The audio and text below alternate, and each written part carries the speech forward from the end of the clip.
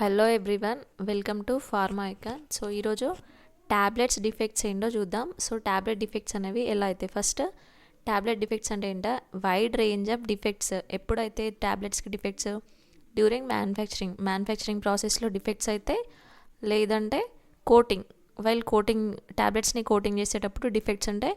And ట్యాబ్లెట్స్ని transport చేసేటప్పుడు ఈ ట్యాబ్లెట్స్కి డిఫెక్ట్స్ అవుతాయి. సో ఫస్ట్ ఆఫ్ ఆల్ మనం టైప్స్ ఆఫ్ ట్యాబ్లెట్ డిఫెక్ట్స్ని చూద్దాం.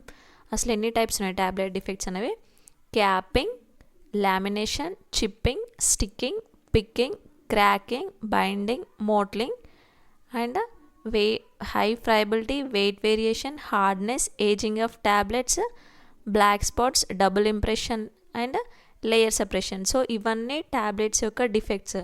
ఈ ట్యాబ్లెట్స్ యొక్క డిఫెక్ట్స్ వల్ల ఏమైందంటే, ఆ డిఫెక్ట్స్ వచ్చిన ట్యాబ్లెట్స్ అనేవి మనకి నార్మల్గా థెరపటిక్ పర్పస్ ఉండదు. ఎందుకంటే ఈ డిఫెక్ట్స్ ద్వారా ట్యాబ్లెట్లో ఉన్న యాక్టివ్ ఇంగ్రీడియంట్ ఏదైతే ఉంటుందో అది మన డిసీజ్కి ట్రీట్మెంట్ చేసే ఆర్ క్యూర్ చేసేది, ఆ యాక్టివ్ ఇంగ్రీడియంట్ అనేది ఈ ట్యాబ్లెట్స్ నుండి వెళ్ళిపోద్ది. సో అందుకనే ఈ ట్యాబ్లెట్స్ డిఫెక్ట్స్ గురించి మనం తెలుసుకోవాలి.